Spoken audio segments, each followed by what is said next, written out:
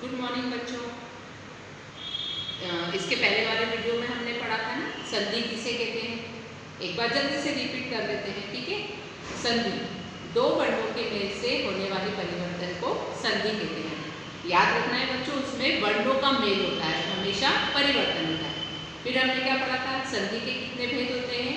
3 भेद होते हैं, स्वर संधि, व्यंजन संधि, विसर्ग संधि।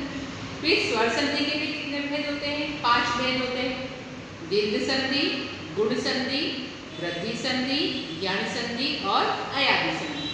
अब बच्चों आओ, अब हम देखते हैं दीर्घ संधि, वृद्धि संधि, गुण संधि और अयादि संधि के सूत्र क्या होते हैं, ठीक है। तो सबसे पहले देखते हैं बच्चों दीर्घ संधि। दीर्घ संधि में हमने 3 वर्ण लिए हैं, आ, ई, उ। आ, ई, उ। अब इसका सूत्र क्या होता है बच्चों? तो सबसे पहले हम देखते हैं आ का सूत्र। तो इसमें प्रथम वर्ण अ या आ होना चाहिए और दूसरा वर्ण भी बच्चों अ या आ होना चाहिए। मतलब दोनों तरफ क्या होना चाहिए? समान स्वर होना चाहिए। अब समान स्वर का अर्थ क्या है बच्चों? कि जैसे यहाँ पर ई, उ, ए, ऐ, ओ, औ नहीं हो सकते हैं, यहाँ पर भी अ या आ होना चाहिए। तो इसका परिवर्तन दीर्घ स्वर यानी आ में होगा। कैसे? देखो, शिव धन आलय, अ और आ ये मिलके क्या बन गए? आ। तो शिव धन आलय, शिवालय। विद्या प्लस अर्थी, आ और अ मिलके क्या बन गया? आ। तो विद्या धन अर्थी बन गया विद्यार्थी। तो हमने आ का सूत्र पढ़ लिया बच्चों।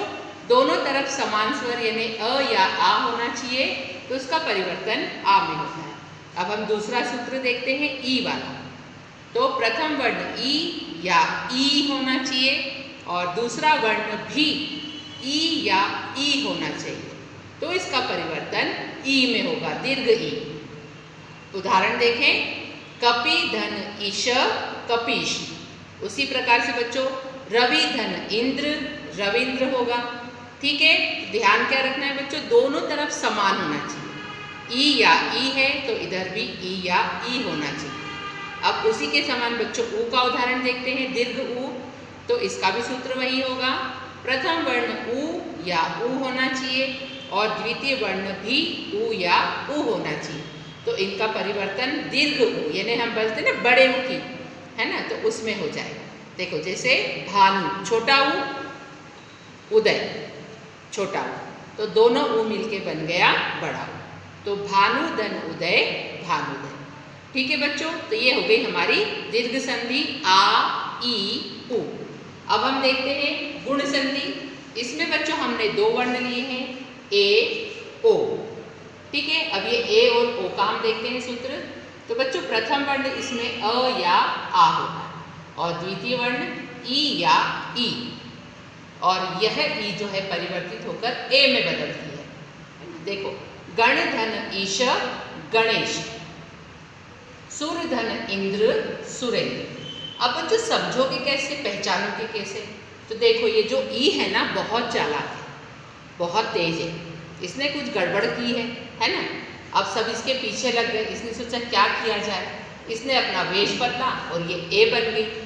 लेकिन आप लोग भी बड़े चालाक हो, आप पहचान गए हो कि ये जो ए है ये क्या है? छुपी हुई ई है ना। इसका पर्दाफाश किया हमने और हमने बता दिया कि ये जो ए है ना ये छुपी हुई ई है। याद रखना बच्चों, जो ए है, जहाँ पर भी आप ए की मात्रा देखोगे आपको याद रखना है कि ये गुण संधि है और ये जो ए है ना ये कौन है? छिपी हुई ई है, ठीक है। इसने अपना वेश बदल लिया। अब ये इमली तो बहुत तेज थी ही सही, इसके साथ एक और था, ए के साथ ओ है ना। तो वैसे ही बच्चों देखो, प्रथम वर्ण अ या आ, द्वितीय वर्ण उ या उ, ये परिवर्तित हो गया ओ में। जैसे इमली ए बन गई ना, इमली ने अपना वेश बदलकर ए बन गई, वैसे ही ये जो उल्लू और ऊन है ना ये भी वेश बदलकर ओ में बन गए, ओ परिवर्तित हो गए। देखो, सूर्य धन उदय, सूर्योदय। भाग्य धन उदय, भाग्योदय। अब बच्चों क्या करना, देखो एक और देख लो, महाधन उदय, महोदय। अब बच्चों हमें क्या करना है? जहाँ पर भी हम ओ देखेंगे समझ जाना कि ये तो छुपा हुआ ऊ है। हमें बता देना है कि भाई ये तो छुपा हुआ ऊ है। देखो ये हमने अलग कर दिए। तो आगे बच्चों समझ में कैसे याद रखेंगे? ए ये छुपी हुई ई है, ओ ये छुपा हुआ ऊ है और इसके सूत्र याद। ठीक है, आओ अब हम तीसरी देखते हैं, वृद्धि संधि। देखो बच्चों, ए से एक मात्रा वृद्धि हो गई आई और ओ से एक मात्रा में वृद्धि हो गई औ। तो वृद्धि संधि में हम दो लेंगे, आई और औ। अब इसका सूत्र हम देखें, प्रथम वर्ण अ या आ होगा, द्वितीय वर्ण ए या आई होगा। तो इसका परिवर्तन आई में होगा। बच्चों यहाँ पर ए और आई होना ही आवश्यक है। जैसे सदा धन एव सदैव, अत्र धन एव अत्रैव। अब देखो बच्चों, जहाँ पर भी आपको ये आई की मात्रा दिखेगी ना, आपको समझ जाना है कि ये वृद्धि है ना, ये वृद्धि संधि है। बस हमें कुछ नहीं करना है, इन शब्दों को आगे लेना है, इधर ए लिख देना है, ये हमारा विग्रह हो गया। उसी के समान बच्चों औ वाला भी है। देखो प्रथम वर्ण अ या आ है, द्वितीय वर्ण ओ या औ है, इसका परिवर्तन औ में होगा। कैसे? वन धन औषधि वनौषधि, महाधन औषध महोषध।